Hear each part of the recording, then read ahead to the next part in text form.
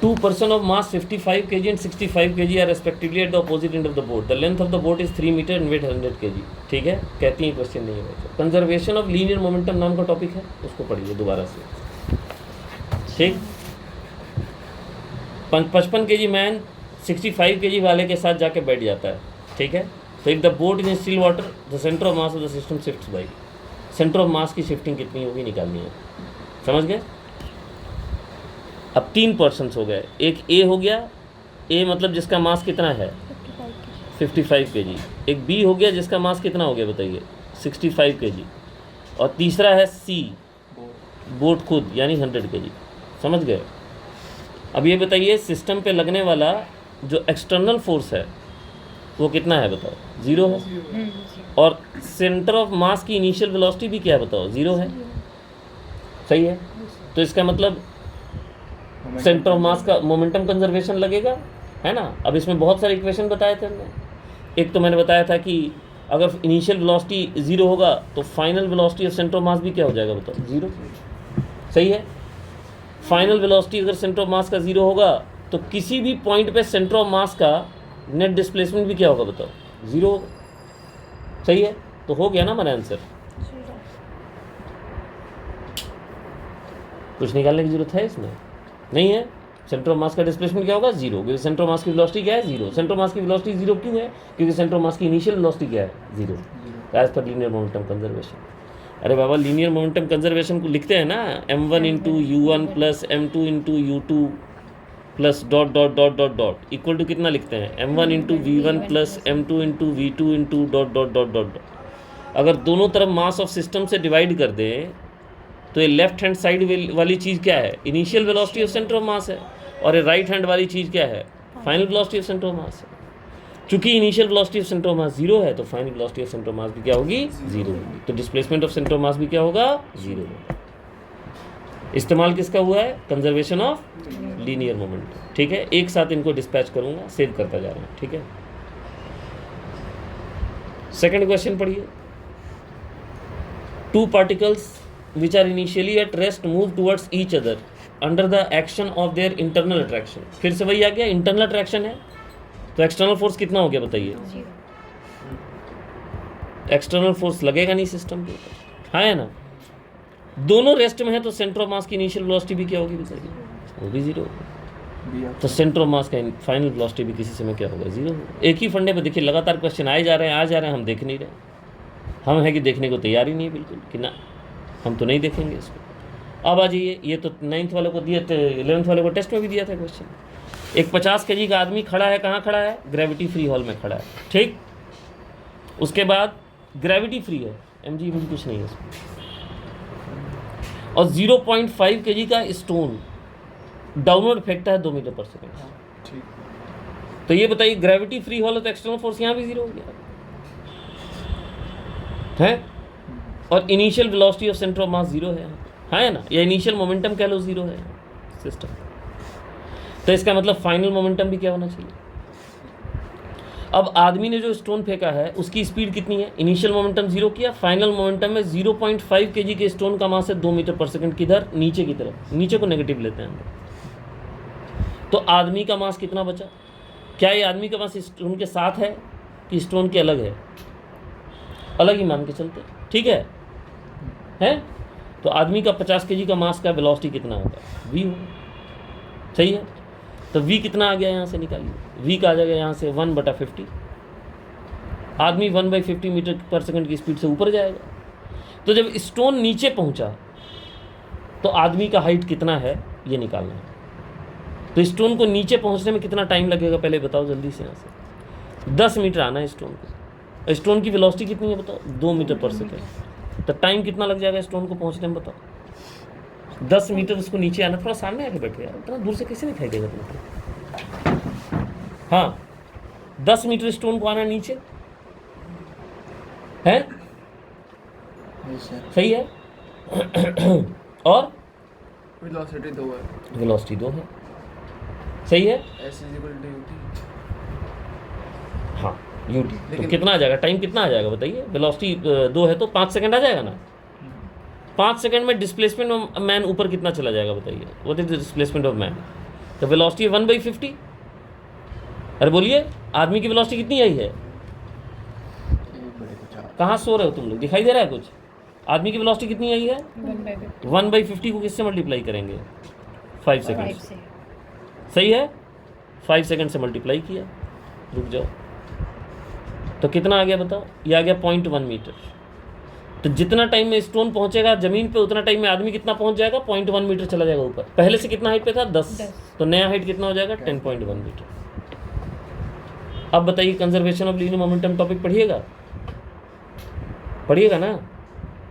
अब आपको टॉपिक ही नहीं मिला बताइए, तो अभी सेव करने दो उसको। हाँ भाई अंकल, क्वेश्चन पढ़ लिया? देख लीजिए, पढ़िए, पढ़ लिया ठीक से? आदमी प्लैंक दोनों रेस्ट में थे। हाँ भाई, तो आदमी 1 मीटर पर second with respect to plank भागने लगा, सब कुछ स्मूथ है।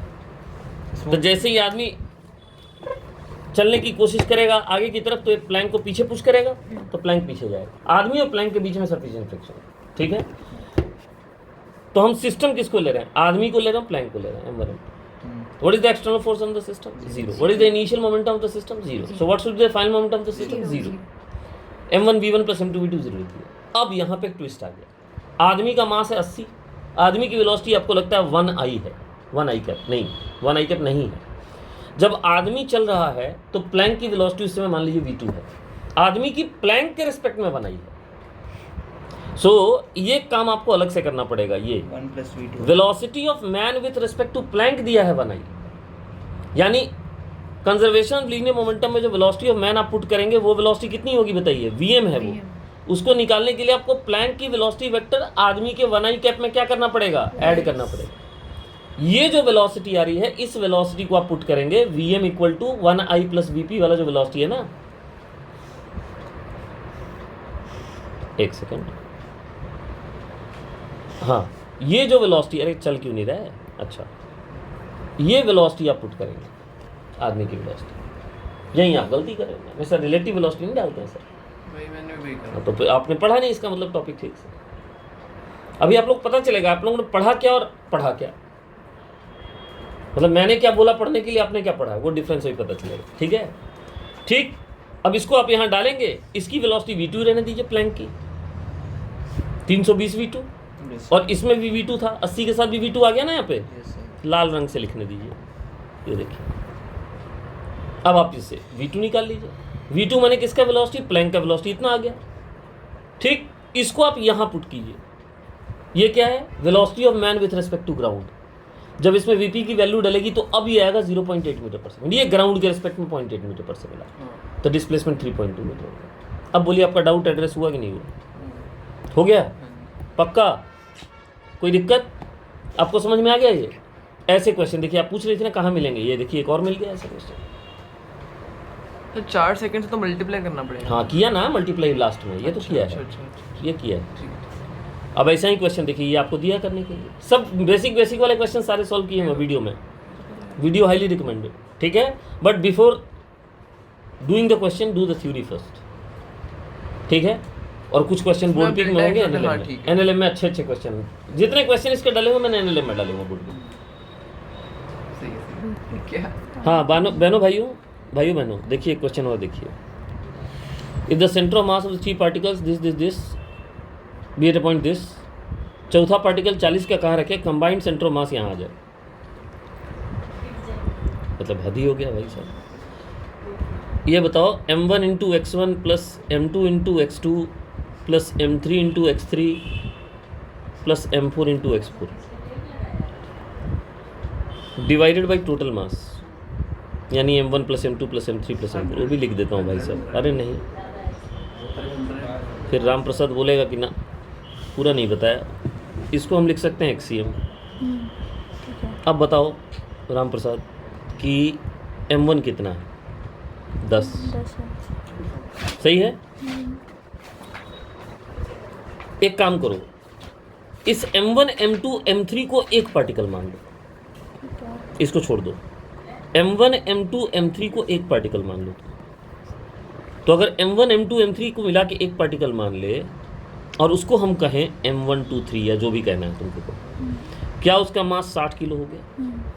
क्या उसका सेंटर ऑफ मास 1 2 3 को मिला के उसका एक्स कोऑर्डिनेट 1 हो गया? अच्छा, और इसमें जोड़ा हमने M4, किसको जोड़ा? M4, और उसका कोऑर्डिनेट हमें नहीं पता। M4 का वैल्यू कितना है? 40 है ना, 40 kg, और आपका X4 निकालना है, और कंबाइंड सेंटर ऑफ मास जो आ रहा है वो कहाँ पे आ रहा है बताइए? 111।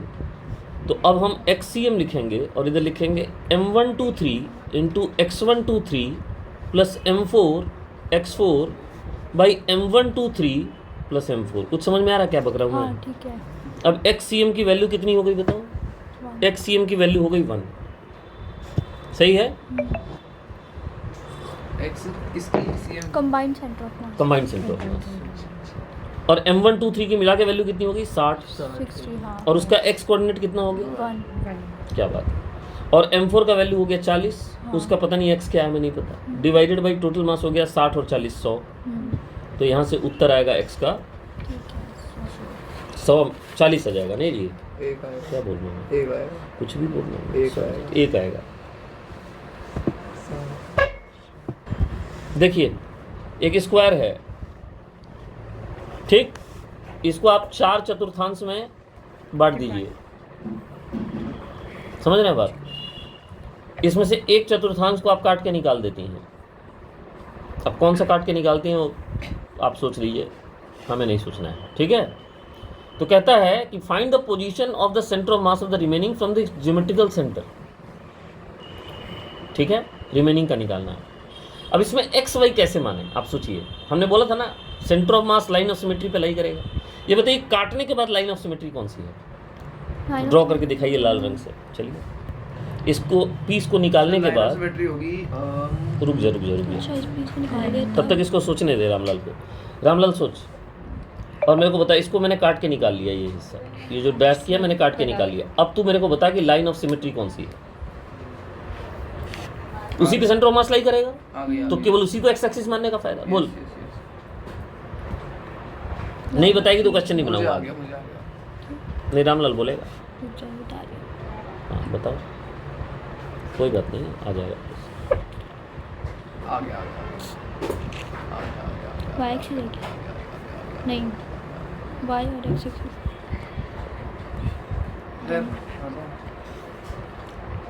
ध्यान से समझ, ये वाला काट के निकाला, ये वाला।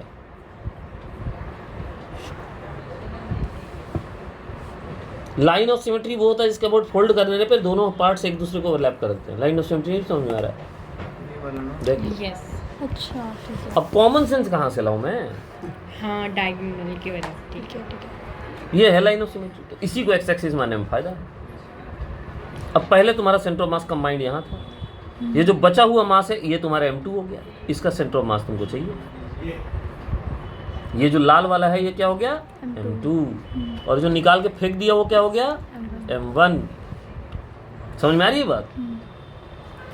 और M1 x1 plus M2 x2 मिला के हमारा सेंटर ऑफ मास कहाँ आ रहा है? 0 पे आ रहा है। बाई M1 प्लस M2 नहीं किया मैंने, क्योंकि तो 0 ही हो जाना है। कंबाइंड तो 0 पे था ना? अरे था कि नहीं था? अब बता, अगर इस टोटल को 4m ले ले तो M1 का मास को हम m लिख सकते हैं और M2 के मास को हम 3m लिख सकते हैं। कहो हाँ। अब ये बताओ, ये डिस्टेंस कितना है? इसका सेंटर ऑफ मास तो बीच में ही होगा ना? तो इसकी डिस्टेंस बताओ कितनी है? स्क्वायर का साइज है 4 सेंटीमीटर। कहने का मतलब ये 2 है, ये 2 है, ये 2 है, ये 2 है, ये 2 है, ये 2 है, 2 है, 2 है, सब 2 है। ठीक है। बताओ ये कितना होगा ये डिस्टेंस जो बीच में मार्क किया है? जल्दी बताओ। दो कैसे करना? अरे अरे चार। 4 है साइड स्क्वायर का, तो 2 नहीं होगा। 4 2 √2। हाँ, √2 होगा। सही कह रहे हैं आप, बोर्ड पिक में करना। सही है। तो यहाँ √2 आ गया, और इसका आपको x2 निकालना है। इनकलाब जिंदाबाद बोलिए। 3/√2 आंसर मार्क कीजिए। नेगेटिव में आएगा, पीछे की तरफ जाएगा। ठीक है। हाँ भाई, बहनों और बहनों सुनो। A uniform right circular cylinder base, uniform cylinder, पता नहीं क्या क्या, सेम डेंसिटी, इतना दिख रहा है। तो मेरा भी डाउट है। Centre of gravity composite solid light at the common face. Common face का मतलब यहाँ लाई कर रहा है भैया, यहाँ लाई कर रहा है, समझ रहे हैं? Height h of the cone निकालना है। एक बार अच्छे से पढ़ लीजिए, सब कुछ सेम है ना, डेंसिटी वगैरह। चलिए ये फिगर दिखाता हूँ खाली, ये देखिए कैसा दिख रहा है बताइए, बहुत बढ़िया है। ठीक, चूंकि सेंटर ऑफ मास कंबाइंड यहाँ लाई कर रहा है, वर्मा का ना, वो नहीं कौन से वर्मा का, वर्मा का तो मैं मान रहा हूँ यूं करके एक्स वाई, और एक्सिस ऑफ सिमेट्री मेरी वाई है। बोलिए हाँ यार, यस सर, तो मुझे केवल वाई वाई वाई ही करना है, ठीक है। यस अब देखिए कोण का मास हम लोग लेते हैं m1, जिसको हम लिखेंगे 1/3 पाई r square h into density, और उसके सेंटर ऑफ मास की ऊंचाई हम लेंगे कितनी, h/4, तो उसका y1 हो जाएगा h/4। ठीक, दे रखा है क्वेश्चन, किसने बोला ये भाई, याद मैं रखने सदियों का। पहले बता चुका हूँ, दिया नहीं रहेगा सब कुछ याद क्वेश्चन में। रखने और ये होगा पाई r स्क्वायर इंटू इसका h हो गया 2r, और इसका y2 हो गया h/4 कैसे लिए बताओ 2r का आधा यानी r, सर, सही है। h/4 होता है सॉलिड कोन का सेंटर ऑफ मास का ऊंचाई, डेराइव करके आता है, डेराइव करने की जरूरत नहीं है। जिस जमाने के हम लोग काम कर रहे हैं उस जमाने में डेरिवेशन नहीं चलता। और हॉलो कोन का होता है, कौन बोलेगा रे हॉलो कोन का सेंटर ऑफ मास कितना ऊंचा, 1/3 h/3। h/4 is the center of mass of solid cone, अच्छा हॉलो h/3 is center मैंने of स्फीयर mass of तुमने हेमिस्फीयर बोला, सॉलिड हेमिस्फीयर, हॉलो हेमिस्फीयर भी, हॉलो हेमिस्फीयर का बोलो, हॉलो का जो बताया था 1/3 कोन का बताया तुमने हाँ। हॉलो h/3, हेमिस्फीयर का 2/5 गलत तो मोमेंट ऑफ फ्रैक्शन, गलत 3/5 गलत, r/2 r/2 या बेस से, और ये सब लिखवा रखा मैंने नोट्स में। हाँ है किस्मत। हाँ y2 इक्वल टू r हो गया यहाँ से। ये चाहिए मुझे लिस्ट चाहिए, अब m1 y1 लिस्ट भाई बोर्ड फिक रेफर कीजिए, दुनिया का हर चीज़ मिलेगा उसमें। ठीक है, वाल्मीकि रामायण लिख के गए और वेद व्यास लिख के गए महाभारत, मैंने लिखा बोर्ड पिक, शाश्वत है, एक बार लिख दिया, अब लिख दिया, अब दोबारा मैं भी नहीं लिख पाऊंगा उसको। चलिए 0 हो गया, इसमें पुट कर दिया, आ जाएगा आंसर। और आर एच का रिलेशन निकालिए, निकाल के दिखाओ ऐसे कैसे, पैसा किस बात का लिए हो, यू टीचर अच्छा अभी Find 0 it. अभी 0 क्यों हुआ, क्योंकि अच्छा मनोरंजन पे लिया, हाउ डेयर यू, तीन निकाल लो, करके दिखाने का। अच्छा m2 की वैल्यू डालेंगे ना, पाई r स्क्वायर 2r, और इसका माइनस r होगा, नीचे की तरफ है ना, इक्वल टू 0 करेंगे, ठीक है। जो काट सके काटेंगे, दम भर काटेंगे जितना काट सकते हैं। अच्छा इसका डेंसिटी मल्टीप्लाई नहीं किया था हमने, रो काट दिया, पाई पाई काट दिया, r स्क्वायर काट दिया, अब कुछ नहीं कटता। अब इधर क्या बच गया बताओ, h/12 बच गया, h²/12, बोलो हाँ, उसको उधर ले जाओ, 2r² बाई कुछ नहीं, सही है ना जी, क्या सही है यार, ठीक से बताओ, लग तो रहेगी, ठीक है सही है, ठीक। r की वैल्यू कितनी हो गई भाई, h डिवाइडेड बाई √24, कहो हाँ, कोई नहीं कह रहा हाँ, मत कहो हाँ, तो 2√3 आएगा ना जी 24 का मतलब, m1 x1 plus m2 x2 upon नहीं m1 2√3 कैसे आएगा, 2√6 आएगा, है ना, m1 x1 plus m2 x2 2√6 upon 2 m1 root, plus m2 should be equal to 0. अच्छा वैल्यू किसकी निकाली, h H की, की। 2r√6 होगा, इसमें मिसिंग है ऑप्शन, ये आंसर है। देखो भाई राम प्रसाद का तीसरा डाउट,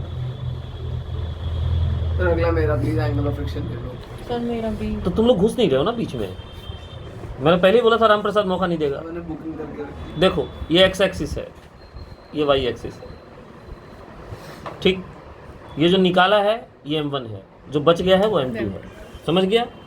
अब क्या हम लिख सकते हैं, m1 into x1 plus m2 into x2, अगर दोनों मिला देंगे तो 0 पे आ जाएगा।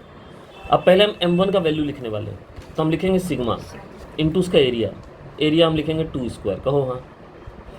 उसका सेंटर ऑफ मास का ये डिस्टेंस तुम बताओगे अभी, अच्छा मैं इस डिस्टेंस की बात कर रहा हूँ, ये जो चोलू सा दिख रहा है ना बीच में, √2 हाँ √2 होगा, ठीक है सही बोल रही हो तुम, तुमने अच्छी बात बोली है, तो √2 होगा, 2 क्यों लिख रहे होगे, √2 लिखो। चलो अब m2 लिखेंगे, m2 मैंने टोटल सर्किल का एरिया, मतलब पहले सिग्मा तो इसमें भी लिखना होगा ना जी, इंटू पाई स्क्वायर की साइड है 2 स्क्वायर। तो ये रूट 2 हो जाएगा। बोलो हाँ, नहीं 2 सेंटीमीटर रेडियस है ना जी, नहीं सर 2 सेंटीमीटर स्क्वायर का साइड। अच्छा ठीक है, का रेडियस है। कितना है 3, रेडियस 3। तो पाई 3 स्क्वायर में से, अब देख इधर देख, पाई 3 सर, स्क्वायर में से 2 स्क्वायर माइनस करेंगे। अरे यस सर। अरे बोलो, अरे पाई आर स्क्वायर एरिया होगा ना सर्किल का, उसमें इसको माइनस किया। सर हमने रूट 2 के लिए है। अरे रूट 2 ये डिस्टेंस लेंगे ना, इससे सेंटर ऑफ मास इसको काट के निकाला है। डिस्टर्ब मत किया करो, रोकने के लिए डिस्टर्ब करते हो तुम। नहीं वो क्या समझ नहीं आया सर। सब कुछ समझ में आता है मेरे को, मैं भी ऐसे ही करता था। नहीं समझ। जब सर आगे भाग रहे हो और रोकना हो तो क्या करेंगे, उसको डाउट बना देंगे। ये बना इक्वेशन, इससे x2 निकालो, सिग्मा सिग्मा कट जाएगी। एक तो बोलेगी नहीं, प्रॉब्लम ये है। ये 2 स्क्वायर कैसे किया आपने? 2 स्क्वायर, स्क्वायर का साइड, स्क्वायर का अच्छा। एरिया कितना होगा, यहाँ 2 स्क्वायर कैसे किया था बकलोल समझ आ गया। यार, ये एरिया कितना होगा हाँ ठीक है। है। क्या कह रहा था मैं, x2 निकालना है। x2 की वैल्यू आ जाएगी -2 square into root 2 divided by पता नहीं कितना, pi 3 square minus 2 square. Solve भी करना होगा। सही बात है भैया, कर्जा जो लिया है, नहीं बिल्कुल कर्जे वाली बात है। बताओ सॉल्व करने बदले 9 इंटू 3.14 बताओ। क्या समझ गए? 9 इंटू 3.14, ये सब रिकॉर्ड हो रहा है। सॉल्व करने के बाद इसका उत्तर आता है 0.233 नेगेटिव में, जो कि मुझे ऑप्शन में दिख रहा है। नहीं तो आंसर हो गया हमारा 3 नंबर। ठीक है। ठीक है, ठीक है। और बोलिए। क्वेश्चन है क्या? देखो इधर देखो, एक ट्रायंगुलर प्लेट को घुमा रहे हैं। अब फर्स्ट एंड लास्ट टाइम बता रहा हूँ, इसको फिर से मत भूलना। किसके बोर्ड मोमेंट ऑफ इनर्शिया क्या होगा, किसके बोर्ड क्या होगा। इसके बोर्ड घुमा रहे हैं तो I1 है, थोड़ा गलत बन गया। इसके बोर्ड घुमा रहे हैं तो मोमेंट ऑफ इनर्शिया I1 है। ये जो सेकंड वाला है, इसके बोर्ड घुमा रहे हैं, थोड़ा गलत बन गया, तो I2 है। और इसके बोर्ड घुमा रहे हैं तो I3 है। तीनों के बोर्ड घुमाएंगे तो मास तो सेम ही घुमा रहे हैं ना, लेकिन मोमेंट ऑफ इनर्शिया क्या होगी, किस कब ज्यादा होगी, जब मास एक्सिस से जितना दूर हो सके उतना दूर हो। Inversely proportional. इसीलिए रिंग का, सोचिए एक रिंग का मास m है और रेडियस r है, उसको ऑन एक्सिस के बोर्ड घुमाते हैं तो उसका मोमेंट ऑफ इनर्शिया होता है m²। और डिस्क को घुमाते हैं सेम मास सेम रेडियस, तो फॉर्मूला होता है m²/2। कम होता है ना, क्योंकि कुछ मास एक्सिस के नज़दीक भी है, इसमें एक्सिस से दूर तक मास बिखरा हुआ है। उतना ही मास एक्सिस से जितने दूर तक होता जाएगा उतना मोमेंट ऑफ इनर्शिया क्या होता जाएगा। लो भाई साहब, ज़्यादा आएगा। एक्सिस से जितना दूर जाएगा उतना मोमेंट ऑफ इनर्शिया। ज़्यादा। तो फारदेस्ट पार्टिकल देखिए किस में दूर है सबसे। अब ये बताइए, ट्रायंगल का जो फारदेस्ट पार्टिकल होगा उसकी डिस्टेंस एक्सिस से कैसे निकालेंगे, वो निकलता है एल्टीट्यूड से। अगर 2 के अबाउट घुमा रहे हैं तो एल्टीट्यूड ये होगा, बताइए सही है। कैसा वर्क है? अगर 1 के अबाउट घुमा रहे हैं तो एल्टीट्यूड ये होगा, 1 पे तो एल्टीट्यूड ये है ना। और अगर 3 के अबाउट घुमा रहे हैं तो एल्टीट्यूड ये होगा। 3 एल्टीट्यूड समझ में आ रहे हैं। तीनों एल्टीट्यूड को उनके रिस्पेक्टिव बेस से मल्टीप्लाई करोगे तो आंसर क्या आएगा, एरिया ऑफ ट्रायंगल सेम आएगा कि नहीं आएगा। अरे भैया, यस सर।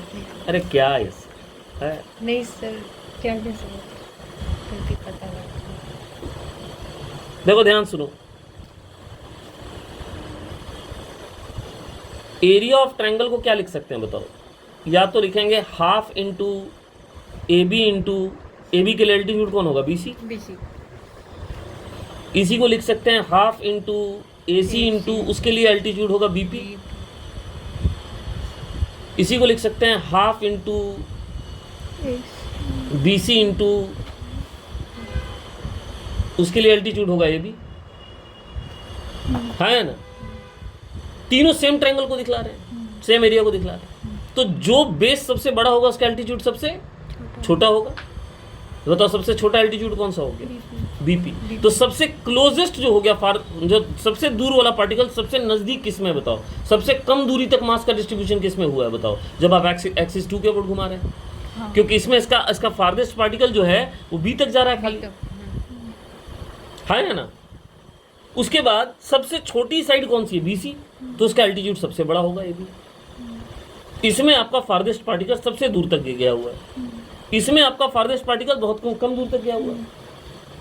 अब आप बताइए मोमेंट ऑफ इनर्शिया किसके अबाउट सबसे ज़्यादा होना चाहिए, बीसी के BC के अबाउट, about। क्योंकि उसका फारदेस्ट पार्टिकल सबसे दूर है। उसके बाद किसका नंबर आता है, जो साइड उससे बड़ा हुआ, AC। यानी A B. A B AC किसे हो जा रहा है, एसी सबसे बड़ा है, सबसे बड़ा एसी का मोमेंट ऑफ इनर्शिया सबसे कम होना चाहिए। यस एक सर्कुलर डिस्क बनाना है, आयरन और एल्यूमिनियम, जो सबसे ज़्यादा मोमेंट ऑफ इनर्शिया अपने ज्योमेट्रिकल एक्सिस के अबाउट रखे। बताइए हैवी मेटल कौन सा होता है, आयरन। आयरन होता है। हाँ तो आयरन का मास दूर होना चाहिए, आयरन दूर होना चाहिए, तो मोमेंट ऑफ इनर्शिया ज़्यादा होगा। तो एल्यूमिनियम इंटीरियर में हो और आयरन उसको सराउंड करे, तो कुछ देखने की जरूरत ही नहीं है, पहला वाला ऑप्शन होगा इसका आंसर। आयरन अच्छा ठीक है। आयरन दूर होना चाहिए हाँ। का क्या मतलब है? आयरन हैवी होता है ना, हैवी जितना दूर होगा उतना मास ज्यादा डिस्टेंस पे होगा एक्सिस से, मोमेंट ऑफ इनर्शिया ज्यादा होगी। भारी चीज दूर हो, मोमेंट ऑफ इनर्शिया कम होगी। ज्यादा होगी ना, maximum moment of inertia acquire करना है ना उसको। आपके पास सिंपल सा क्वेश्चन है, आपके पास दो पार्टिकल्स हैं, एक छोटू पार्टिकल है, हल्का पार्टिकल, हम्म और एक बड़ा पार्टिकल, ये एक्सिस है आपका। तो इनको इस मोड में घुमाएंगे तो मोमेंट ऑफ इनर्शिया ज़्यादा आएगी, कि इनको इस मोड में घुमाएंगे तो मोमेंट ऑफ इनर्शिया ज़्यादा आएगी। आप खुद सोचिए, इस मोड में, क्योंकि हैवी पार्टिकल दूर है तो मोमेंट ऑफ इनर्शिया ज़्यादा आएगा। सिंपल सी बात। देखिए एंगल ऑफ फ्रिक्शन क्या होता है, जल्दी समझिए। एंगल ऑफ फ्रिक्शन जो होता है, it is the maximum angle between normal contact force and resultant contact force. जैसे ब्लॉक है, मान लीजिए ब्लॉक को आप खींचना चाह रहे हैं, तो दो तरह के कॉन्टैक्ट फोर्स इस पे लगते हैं, एक तो नॉर्मल कॉन्टैक्ट फोर्स लगता है और एक टेंजेंशियल कॉन्टैक्ट फोर्स लगता है, जिसको फ्रिक्शन कहते हैं। सही है, इन दोनों का रिजल्टेंट होता है रिजल्टेंट कॉन्टैक्ट फोर्स। इतना समझ में आया। आर की वैल्यू √n² + f² होती है, बोलिए समझ में आया। ठीक, इन दोनों के बीच में जो एंगल होता है इसको हम कहते हैं एंगल ऑफ फ्रिक्शन। इसका मैक्सिमम वैल्यू को कहते हैं angle of friction. The angle between normal contact force and resultant contact force की मैक्सिमम वैल्यू को कहते हैं एंगल ऑफ फ्रिक्शन। अब ये होता कितना है, सर, यहाँ पे वो 5 है या फिर लैम्डा? 5 लैम्डा का मैक्सिमम वैल्यू इसमें। अच्छा लैम्डा की वैल्यू क्या होगी बताइए, f/n होगी tan lambda. What is tan lambda? अबे देख के बताओ tan लैम्डा कितना है यहाँ से, tan लैम्डा की वैल्यू कितनी है बताओ। Is it friction force by n? और जब लैम्डा मैक्स होगा तो for a given normal reaction friction भी मैक्सिमम होगा। For a given normal reaction maximum friction कितना होता है, लिमिटिंग फ्रिक्शन। लिमिटिंग फ्रिक्शन कितना होगा, μs × n। तो इससे ये पता चलता है कि आपका tan phi यानी एंगल ऑफ फ्रिक्शन के tan की वैल्यू μs के बराबर है, तो tan इनवर्स μs हो गया। अब इसकी सिग्निफिकेंस क्या है समझिए, इसकी सिग्निफिकेंस ये है, ये समझ में आ गया यहाँ तक? अबे यहाँ तक समझ में आया कि नहीं आया? ये देखो ये बता दिया यहाँ तक, ठीक। अब इसकी सिग्निफिकेंस क्या है समझिए। सिग्निफिकेंस ये है कि अगर आप किसी चीज को पुश कर रहे हैं, ठीक, और नॉर्मल के साथ आपका पुशिंग फोर्स का एंगल बन रहा है अल्फा। पुशिंग फोर्स का एंगल कितना बन रहा है नॉर्मल के साथ? अल्फा। तो ज़्यादा लगानी पड़ेगी। नहीं, ये स्लिप करेगा ही नहीं जब तक आपका अल्फा एंगल ऑफ फ्रिक्शन से ज्यादा ना हो। The block will not slip ठीक if alpha is less than or equal to 5, or in other words tan alpha is less than or equal to tan phi, or in other words tan alpha is less than or equal to μs। tan alpha को μs से बड़ा होना पड़ेगा तभी जाके slip करेगा, नहीं तो स्लिप करेगा ही नहीं। याद रखिए नॉर्मल से लीजिएगा अल्फा हमेशा। और ये कैसे आया है इसका प्रूफ मैंने क्लास में कराया हुआ है, हाँ सर। ये शायद आपने क्वेश्चन किया तो होगा। आता है। ये पता है नहीं वाला हाँ, बात? ये ठीक ठीक, एंगल ऑफ फ्रिक्शन यही था। और बोलिए क्या डाउट है? इतना बता। बस नहीं तो अब इसके केसेस बन गए ना यहाँ से। आप देखिए ना, ये चीज़ पहले प्रूफ कराई है, हाँ, तो ये प्रूफ आपको पता है कैसे ये आता है। ये आता है। चलिए तो उसका बात खत्म। और क्या, पानी दे रहा है तब पावर को n टाइम्स, ये भी बोर्ड पिक में है वैसे, आपने नोटिस नहीं किया होगा, चलिए मैं बता देता हूँ कोई बात। पावर ऑफ मोटर पंप जो होगा उसको आप लिख सकते हैं जितना फोर्स वो लिक्विड पे लगाएगा इनटू वेलोसिटी का प्रोडक्ट। बोलिए फोर्स लगाएगा ρAv²। प्रूव करने की जरूरत है कि पता है? पता है, इनटू v, तो ρAv³ हो गया। अच्छा, अब ये बताइए रो ए वी को हम बोलते हैं मास कमिंग आउट पर सेकंड, बोलते हैं कि नहीं बोलते? और ए इंटू वी को हम बोलते हैं वॉल्यूम पर सेकंड, बोलिए बोलते हैं कि नहीं बोलते? ये दोनों चीज़ें वेलोसिटी के प्रोपोर्शनल हो गई कि नहीं हो गई? तो इससे मुझे क्या मिलता है? Final word, power is proportional to velocity cube, power is proportional to mass coming out per second का cube, power is proportional to volume coming out per second का क्यूब। आपको वॉल्यूम को क्या करना है? n टाइम्स ज़्यादा करना है, तो पावर को आपको n क्यूब टाइम्स करना पड़ेगा। Answer is option B. कहो हाँ। नहीं लग रहा। U238 अल्फा पार्टिकल एमिट कर रहा है, तो इनिशियल मोमेंटम हो गया 0 क्योंकि रेस्ट में था। U238 में से अल्फा पार्टिकल निकल गया, U238 92 ऐसे लिखा जाता है, 92, सही है। yes. और अल्फा पार्टिकल होता है 42। 42 उम्मीद है इतनी केमिस्ट्री आती होगी सबको। तो अल्फा पार्टिकल का मास 4m हो गया और उसकी वेलोसिटी v हो गई, तो बच गया 234m और उसकी वेलोसिटी पता नहीं क्या है, v डैश को निकाल लीजिए। v डैश की वैल्यू हो जाएगी 4/234 into v negative. First option. 1 kg का ब्लॉक है, उसको छोड़ा गया है, ब्लॉक 10 सेंटीमीटर नीचे जाके रुकता है, तो आपको निकालना है coefficient of friction between the block and एक ही शॉर्ट है इसका, है ना, जो हम लोगों ने किया हुआ है कि work done by external force plus work done by non conservative force equal to k plus U final minus k plus U initial. External force कोई है नहीं, work done by non conservative force पहले लेंगे हम लोग। तो देखिए block जो है वो यहाँ आके रुका है नीचे, समझ रही हैं आप? ब्लॉक बनाने का जगह ही नहीं बचा है, साला बनाऊँ कहाँ मैं? चलिए कहीं बना देता हूँ। सर 1 मिनट पेज बता दो, कौन सा है बुक में? 21 21 है वर्क पाने जी का पेज नंबर। Thank you. हाँ जी, तो 10 सेंटीमीटर डिसेंड किया, फ्रिक्शन लगता है ऐसे, लगता है ना, फ्रिक्शन कितना लगता है? Mu m g cos theta. तो work done by non conservative force की वैल्यू पहले डालता हूँ, देखिए म्यू एम जी का मतलब 10 हो गया, जी को 10 लेना है ना, नहीं बोलेगा तब भी 10 ही लूँगा, ठीक। मास 1 हो गया, कॉस 60 या मतलब हाफ, हाँ डिस्प्लेसमेंट हो गया 10 सेंटीमीटर यानी 0.1। अरे बोलो, यही work done by non conservative हो गया, सही है। फाइनल काइनेटिक एनर्जी कितना? 0। फाइनल पोटेंशियल एनर्जी, इसी को डेटम मान लो, फाइनल इसी को डेटम मान लो, तो फाइनल पोटेंशियल भी 0 लिख दिया हमने, सही है। लेकिन होल्ड इट, अभी सारा एनर्जी 0 नहीं हो फाइनल। एक होगा हाफ के, कितना है 100 इंटू, वो तो स्ट्रेच हुआ होगा ना 0.1 से, तो 0.1 का स्क्वायर। किसी को समझ में आ रहा है? ये सारी फाइनल एनर्जी हो गई। अब मैं लिखूंगा इनिशियल एनर्जी। इनिशियल एनर्जी बताइए, इनिशियल वेलोसिटी कितना है? 0। ठीक है। इनिशियल पोटेंशियल एनर्जी का मतलब मुझे हाइट लिखना होगा ये वाला, तो 10 sin 60 होगा ना ये, यहाँ से यहाँ तक का जो हाइट होगा, ये हाइट कितना होगा बताओ? 10 नीचे आया ना, ऐसे ये 10 है ना, अरे 10 तो इंक्लाइन डिस्टेंस होगा ना ये, हाँ, ठीक है, वो साइन 60। ये वाला डिस्टेंस आपका 10 है, समझ रही हैं आप? ये 10 सेंटीमीटर है, तो ये 10 sin 60 सेंटीमीटर होगा, बोलिए हाँ या ना? ठीक है। एक वही एनर्जी होगी पोटेंशियल इसके पास, सही है। तो इनिशियल एनर्जी को माइनस कर रहे हैं हम लोग, यहाँ लिखना उचित नहीं होगा, यहाँ लिखते हैं 0 प्लस स्प्रिंग का भी 0 प्लस m g और h के जगह 10 के जगह 0.1, sin 60 की जगह √3/2। बोलिए समझ में आ रहा है कुछ? पक्का है? तो वैल्यू डालो, निकालना क्या है? म्यू निकालना है ना। चलिए इधर लेफ्ट हैंड साइड में कितना है? 5, 0.5 म्यू है ना, म्यू इंटू 0.5 आ रहा है लेफ्ट साइड में। चलिए राइट हैंड साइड में कितना आ रहा है जल्दी बताइए? 100 इंटू 0.1 का स्क्वायर, ये तो खत्म हो गया, यहाँ 0.5, और इसको बताइए कितना है? ये भी 1 हो गया, √3/2 नहीं, 1.732 डिवाइडेड बाई 2। ठीक है। एक सेकंड, कुछ ना कुछ तो गड़बड़ है। अच्छा हाँ, यहाँ माइनस लगाया ना, work done by non conservative force negative होगा ना जी, फ्रिक्शन ऊपर है, डिस्प्लेसमेंट नीचे, सही है।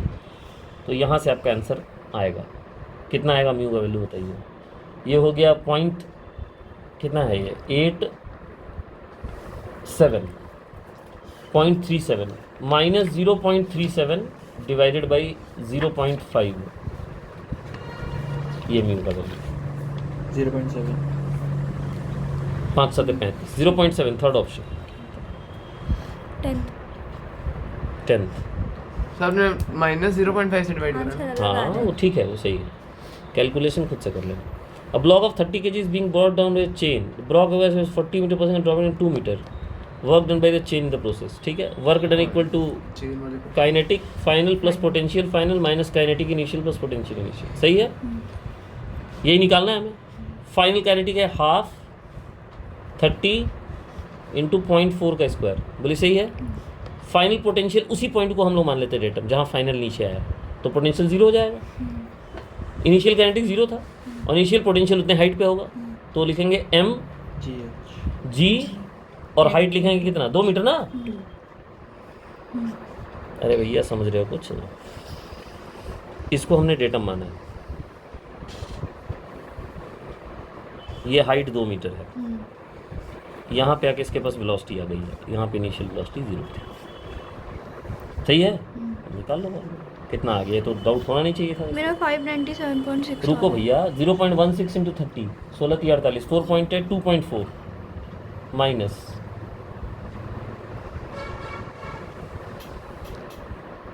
तो -600 होगा। हाँ, तो जो होगा होगा, कर क्या सकते हैं बताओ उसका। ये सही है ना, -600, तो 596 सबसे नज़दीक, तो थर्ड ऑप्शन दिख रहा है। नेगेटिव वर्क होना चाहिए इसमें तो, क्योंकि फोर्स ऊपर लग रहा है, डिस्प्लेसमेंट नीचे की तरफ है ना। वर्क डन नेगेटिव होना चाहिए, 596 के आसपास होना चाहिए। एक्चुअली क्या है, हाँ ये 9.8 लिख दो ना जी की जगह, तो आ जाएगा एग्जैक्ट। यहाँ 9.8 लिख दो। 586 है answer.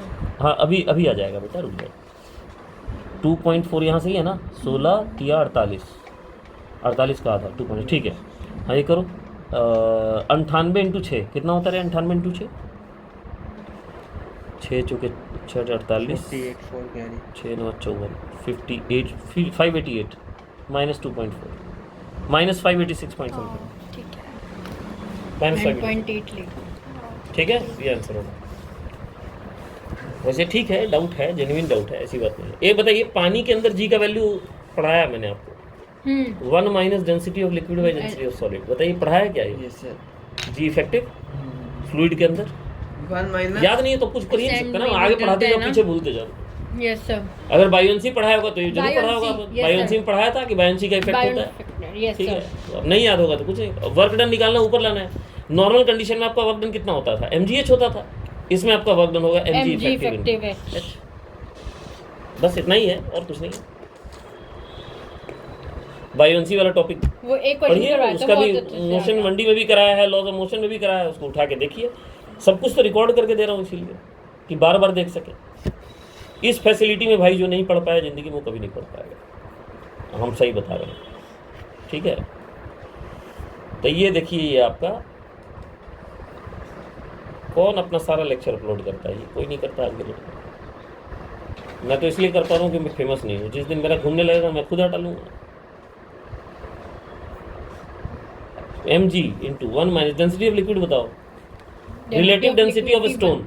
Relative density of stone का मतलब क्या हुआ, density of stone by density of water, water. है ना। ये तुमको 2 दिया हुआ है, तो उल्टा यहाँ पुट करना है 1/2, तो 100 का आधा 50 होगा आंसर, मतलब 2, हाँ 10 kg 10g 5 मीटर, एच भी तो लिखना होगा ना, ठीक है। तो कितना हो गया, 500 का आधा 250, 250 के आसपास आंसर होना चाहिए। 245 कर लो, चलो आगे बढ़ो और बताओ। 27।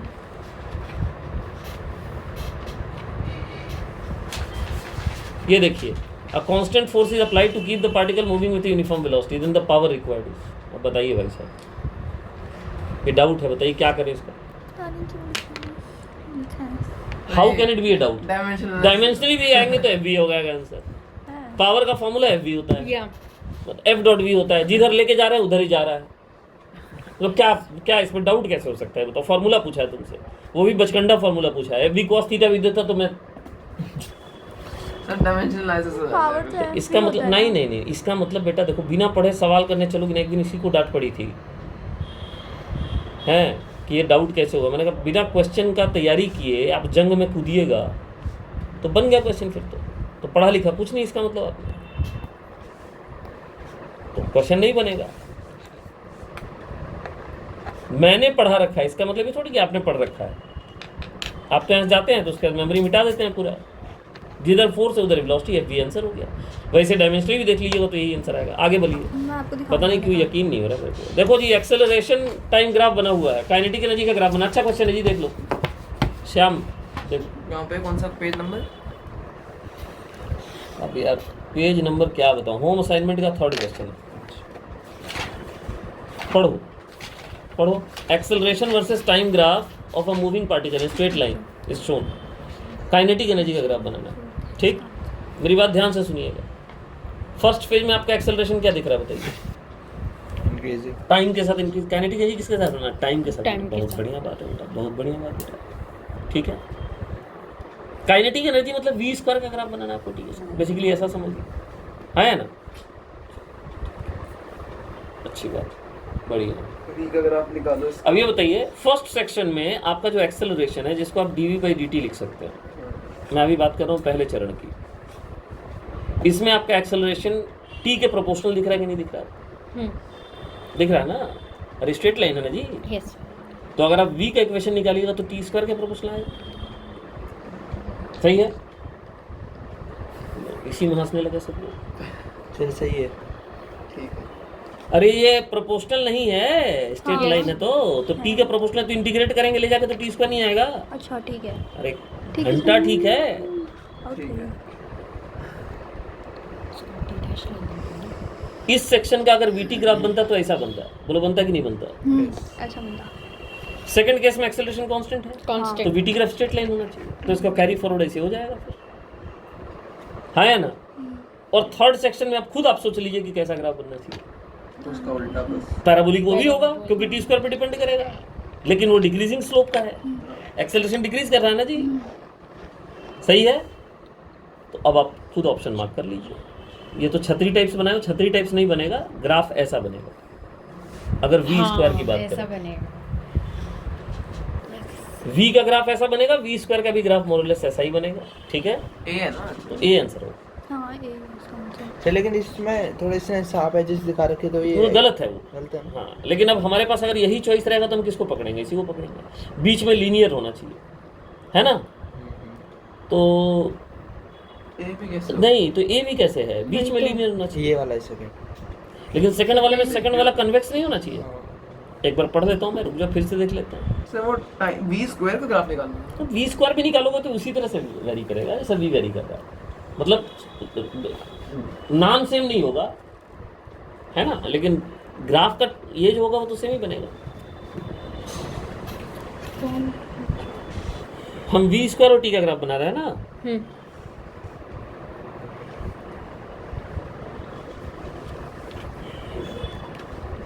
लास्ट वाले सेक्शन का ये ना इक्वेशन लिख के करते हैं।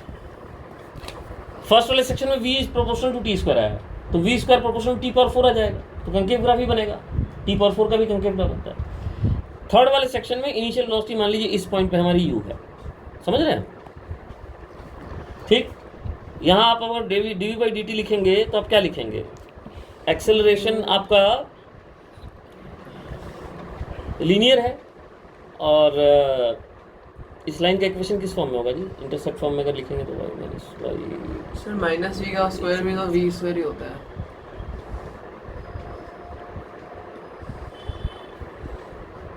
टाइम के साथ कैसा इक्वेशन बनेगा इसका? a minus B T form बनेगा, सर बी होना चाहिए। इस फॉर्म में इक्वेशन बी बनेगा। बी बी नहीं होगा, बी नहीं होगा। बी में दोनों सेम है, इसमें नहीं हुआ। अगर वैसे होगा तो टी जीरो पे पॉजिटिव होगा और ए जीरो पे टी पॉजिटिव होगा। मुझे लग रहा है देखिए यही बनना है। यहां से अगर v का आंसर निकालेंगे ना dv at minus B T square, हाँ कन्वेक्स आएगा भाई, लिमिट डाल दीजिए आप, थोड़ा सा ऊपर नीचे हो गया। कन्वेक्स आएगा। Parabolic equation at minus B T square form में आ रहा है, ठीक है? तो v अगर इस तरह से आएगा कन्वेक्स, तो v स्क्वायर भी कन्वेक्स आएगा, कन्वेक्स आएगा, तय बात है, कन्वेक्स आएगा, सोचिए मत। बीच में स्ट्रेट लाइन होना ही चाहिए। ए नहीं होना चाहिए। v अगर प्रोपोर्शनल टू t है, एक सेकंड रुक जाओ, आंसर होगा बीच वाला को देखिए आप गौर से। बीच में आपका वेलोसिटी तो t के प्रोपोर्शनल होगा, लेकिन what about v square? It will be proportional to t t square. Square बीच वाला भी पैराबोला होगा, क्योंकि हम वी स्क्वायर का ग्राफ बना रहे हैं, फर्स्ट ऑप्शन होना चाहिए इसका। अब सही है, थर्ड वाला कन्वेक्स होगा इसमें डाउट नहीं था, बीच वाले को देखिए, थर्ड वाला कन्वेक्स होगा इसमें डाउट नहीं था, बीच वाला स्ट्रेट लाइन नहीं होगा, क्योंकि आप वीटी ग्राफ नहीं बना रहे ना, वी स्क्वायर की बना रहे हैं। इस सेक्शन में आपका एक्सेलरेशन कांस्टेंट है, कांस्टेंट है। तो आपका जो वेलोसिटी होगा, चेंज इन वेलोसिटी, वो टी के डायरेक्टली प्रोपोर्शनल होगा, हाँ है ना। मतलब वीटी ग्राफ लीनियर बनेगा, एग्रीड, हाँ है ना। वी नॉट प्लस जो भी है ना, सी टी के टी जो भी है ना। लेकिन स्क्वायर इसका क्या होगा, टी स्क्वायर पे डिपेंडेंट आ जाएगा ना। अब तो वी स्क्वायर बना रहे हैं ना टी के साथ, समझ रहे हैं। तो ये वाला सेक्शन भी क्या बनेगा, कंकेव बनेगा।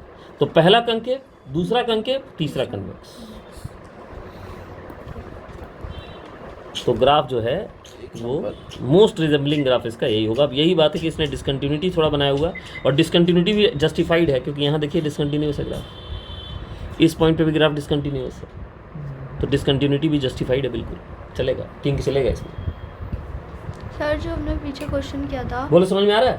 हाँ, बस। पॉइंट ऑफ डिसकंटिन्यूटी भी जायज़ है, क्योंकि यहाँ पे देखिए ना एक्सेलरेशन डिस्कंटिन्यूटी। हाँ बोलो। वो एफ और वी वाला, उसका हाँ। आंसर एफ बाई वी दे रखा है पीछे। नहीं तो गलत दे। हाँ, और बोलिए। Is drop from the top of the tower of height 25 metre, then kinetic energy after 3 second will be. बताइए 3 सेकंड बाद वेलोसिटी कितनी होगी, कैसे निकालेगी, बता। चलो, एक पार्टिकल को तूने ड्रॉप किया है, ठीक है, 3 सेकंड के बाद उसकी वेलोसिटी बता, कैसे निकालेगी। ठीक है, 0 प्लस जी इंटू टी 30, तो वेलोसिटी आ गई, तो काइनेटिक एनर्जी नहीं आ जाएगी। अच्छा तुमको क्या जरूरत है, 35 मीटर 25 मीटर क्या दे रखा है उससे, ठीक है। मतलब ये कोई डाउट है। 2700 का आधा, 1200, 2700 का ही आधा ना, 3 kg हाफ एम कुछ 1350। V square. इस सालों ने 9.8 ले लिया होगा, और क्या, यही तो दिक्कत है। वो डी ऑप्शन 29.4 होता है जी, 29.4 का स्क्वायर करके 3/2 से मल्टीप्लाई करो, जो भी आएगा कर लेना, मैं नहीं बताऊंगा क्या। ये मोशन इन 2D का एक डाउट है, पढ़ो। वेलोसिटी का इक्वेशन दिख रहा है, ट्रेजेक्ट्री बनाना है, सही है। सबसे पहले बता, मैं पूछूंगा बोलते जाना, Vx कितना दिया हुआ बोल। अबे Vx का इक्वेशन बोल, यू ही है ना खाली, यू नॉट, तो x की वैल्यू हो जाएगी u नॉट इंटू टी, खत्म, कुछ और करने की जरूरत ही नहीं इसमें। चल वी वाई बता कितना है। वी इज जॉ, जॉ नहीं है वो, हे भगवान, अरे वो जे कैप है, ए ओमेगा कॉस ओमेगा टी है। इसी से पता चल रहा है कि क्या पढ़ाई हो रही है। काला अक्षर बहस बराबर इसी को कहते हैं भाई साहब। The black letters are like buffalo.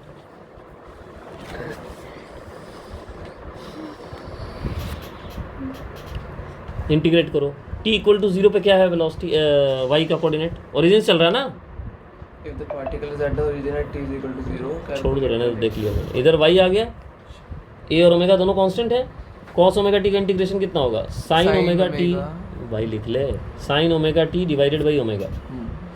इसको लिमिट आना है अभी 0 से t तक, समझ रहे हो। y कोऑर्डिनेट का इक्वेशन क्या आ गया बता दो, y कोऑर्डिनेट का इक्वेशन आ गया a sin ओमेगा t। बोलो आया कि नहीं आया, अरे आया कि नहीं आया।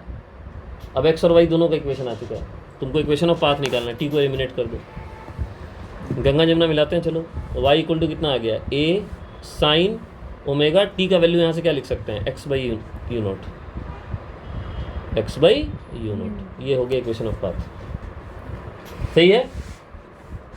अब इसका x और y कोऑर्डिनेट भी निकालना है, तब डिस्टेंस निकालोगे ना। अगर किसी भी टाइम पे तुमको इसकी डिस्टेंस निकालनी है ओरिजिन से, तो तुमको क्या निकालना पड़ेगा, ओरिजिन से डिस्टेंस निकालने के लिए हमें चाहिए x और y कोऑर्डिनेट, चाहिए ना। तब तो इस डिस्टेंस को हम लिख सकते हैं ना √x² + y², सही है।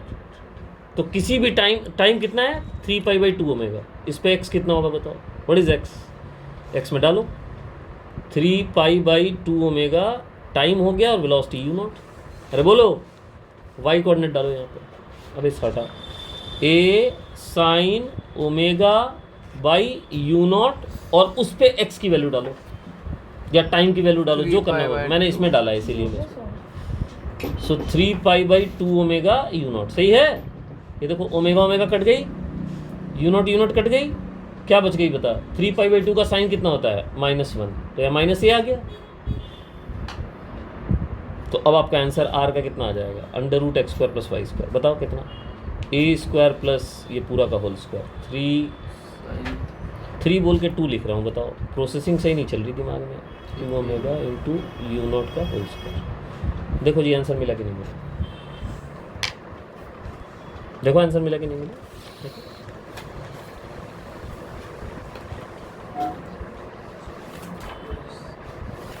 शब्दार्थ सही है बिल्कुल, ठीक ठाक क्वेश्चन है।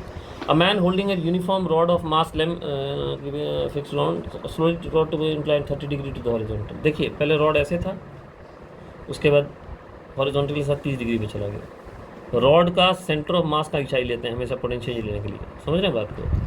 तो सेंटर ऑफ मास का जो डिस्टेंस होगा L/2 होगा, और ये घूम के यहाँ आ गया, आप समझ रहे हैं। तो इसका जो वर्टिकल हाइट जो होगा वो ये होगा, समझ रहे हैं आप। पहले इसका वर्टिकल हाइट L/2 था, अब इसका वर्टिकल हाइट बताइए L/2 साइन थीटा लिखिएगा या कॉस थीटा लिखिएगा, मैडम को बोलने दीजिए।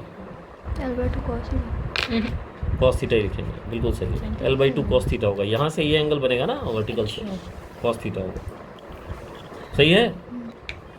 हैं थीटा 6 कितना दिया हुआ है, 30 डिग्री। अच्छा 30 degree with respect to horizontal दिया हुआ है, हमने वर्टिकल के साथ बनाया, तो हम 60 लेंगे, तो कितना हो जाएगा बताओ, L/4 हो जाएगा। ठीक है, थीटा इज वर्टिकल के साथ लेंगे तो 60 डिग्री लेंगे ना, हॉरिजॉन्टल के साथ 30 डिग्री दिया हुआ है, सही है। अरे तो उससे कॉस थीटा थोड़ी बदल जाएगा। मैंने तो तुमसे सीधा सीधा सवाल पूछा कि ये बताओ अगर ये थीटा है तो इस हाइट को क्या लिख सकते हैं, L/2 कॉस थीटा लिख सकते हैं कि L/2 साइन थीटा लिख सकते हैं। लिखेंगे तो कॉस थीटा लिखेंगे ना इसको, सिर्फ एंगल बदल। हाँ एंगल हमने उल्टा लिया, कोई बात नहीं है। तो L/4 आ गया। तो पहले mg, अब work done by man and gravity, तो पहले ग्रेविटी का वर्क डन निकालते हैं। वर्क डन बाई ग्रेविटी कितना होगा, वर्क डन बाई ग्रेविटी बताइए। mg इंटू डिस्प्लेसमेंट भी नीचे की तरफ हुआ है, सेंटर ऑफ मास का डिस्प्लेसमेंट कितना हो, पहले L/2 पे था, L/4 पे है, माइनस में आएगा, तो आंसर क्या L/4 आएगा ना। हाँ mg L/4 ग्रेविटी का पॉजिटिव आ गया वर्क। या आप इसको आप ऐसे भी ले सकती हैं, वर्क डन बाई ग्रेविटी जो होगा वह हमने पहले पोटेंशियल एनर्जी का लॉस होता है। इनिशियल पोटेंशियल एनर्जी कितना हो गया, mg L/2, हाँ कंजर्वेटिव फोर्स है ना ये, हाँ माइनस LG/4 नहीं होगा। हाँ, ठीक है। प्लस mg L/4 होगा। अब वर्क डन बाई मैन, तो एक्सटर्नल फोर्स का वर्क डन निकालना है। Work done by external force क्या होगा बताओ, total mechanical energy final minus total mechanical energy initial. Kinetic तो कहीं है ही नहीं, तो उसका नाम ही मत लो, तो इसका मतलब potential final minus potential initial होगा। हाँ ठीक है, तो ठीक उसका नेगेटिव आंसर आएगा। ऊपर वाले का प्लस mg L/4 था, इसका माइनस mg L/4। ठीक है। तो आदमी का नेगेटिव mg L/4, ग्रेविटी का पॉजिटिव mg L/4। पहले क्वेश्चन 500 मीटर का हाई हिल है, सप्लाईज अस्टूपेशन, एक कैनन 125 मीटर पर सेकंड से फेंक सकता है पैकेट को, 800 मीटर की डिस्टेंस पे अभी लोकेटेड है वो हिल से, और उसको आगे पीछे कर सकते हैं। तो ये 2 मीटर पर सेकंड का और कोई यूज़ नहीं है, बस ये बताने के लिए कैनन का आगे पीछे कर सकते हैं, ठीक है, और भटकाने के लिए। ये 125 मीटर पर सेकंड जो है ये velocity with respect to ground है। तो कहता है कि कितने डिस्टेंस पे एडजस्ट करें कि शॉर्टेस्ट टाइम लगे पैकेट को पहुंचने में, समझ गए। Reach on the ground across the हिल, ठीक है। चलिए बनाते हैं इसको, शॉर्टेस्ट टाइम निकालना ना, हैं शॉर्टेस्ट टाइम हाँ मिनिमम टाइम निकालना। तो चलो हिल का हाइट बताओ जरा, डेटा देख के। 500। नहीं हिल का हाइट दिया हुआ है 800 मीटर, नहीं 800 मीटर डिस्टेंस है और हिल का हाइट दिया 500, ठीक है बिल्कुल सही बात है।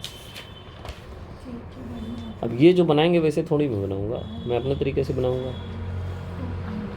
और ये दिया हुआ 800 मीटर, समझ रहे हो। पता नहीं किस एंगल पे तुमने यहाँ से फायर किया है, ठीक है, जिसको 125 मीटर पर सेकंड से किया, तो फिलहाल ये एंगल को थीटा मान लो, है ना।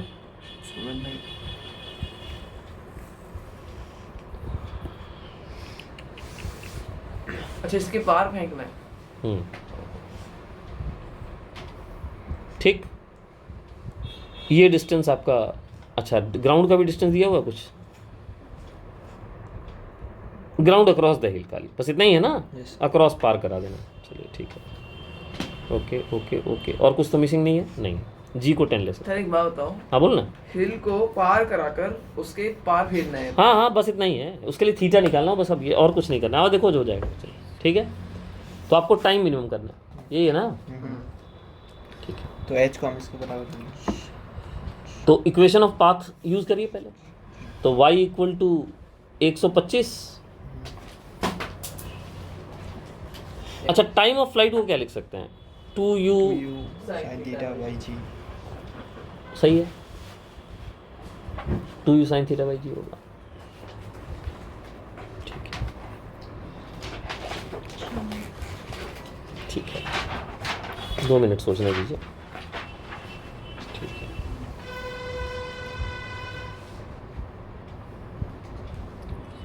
टाइम मिनिमम के लिए आपका u साइन थीटा मिनिमम आना चाहिए, अंडर द कंडीशन कि ये इक्वेशन ऑफ ट्रेजेक्टरी उसको ओबे करे। समझ रहे हैं बात को?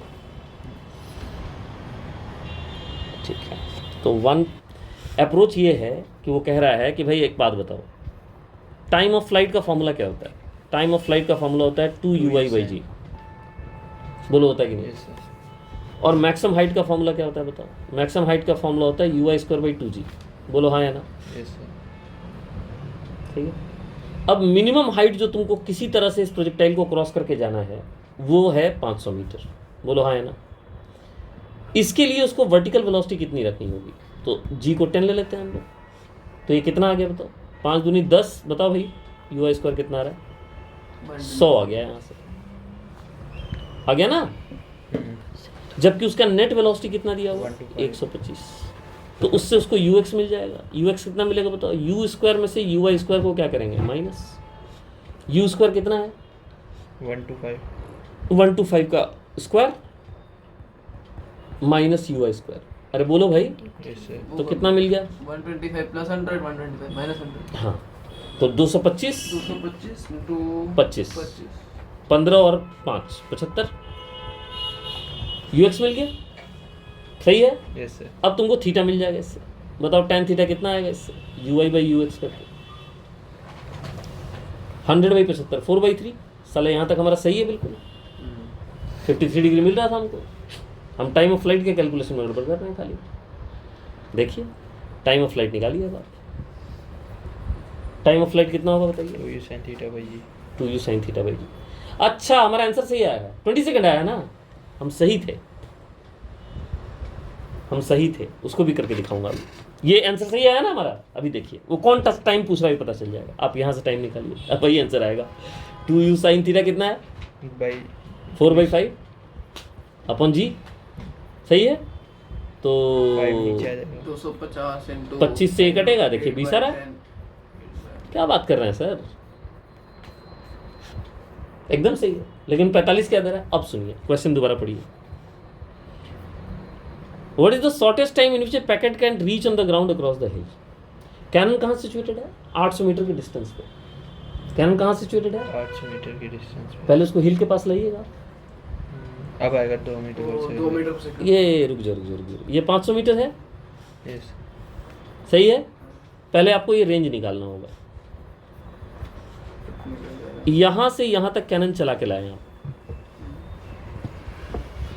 ये जो x आपने कवर किया है, ये क्या होगा? ये अगर x लिखेंगे आप इसको, तो आप इस x को क्या लिख सकते हैं? Velocity of cannon into time. T0 लिख लीजिए, जितने देर कैनन चला के लाना पड़ेगा। अब बताइए रेंज बाई 2 कितना है? पहले रेंज निकालिए। u² sine theta cos theta by G into 2। वैसे r और h का डायरेक्ट भी रोल होता है, रिलेशन होता है। r tan theta equal to half GT² होता है, पढ़ा है। लेकिन चलिए मान लीजिए कोई नहीं याद है, तो ये u² का मतलब 125 का स्क्वायर हो गया। Yes sir. Sign theta cos theta की वैल्यू कितनी हो गई? 4/5 इंटू 3/5। थोड़ा ध्यान दो भाई अर्णव कुमार, ठीक है?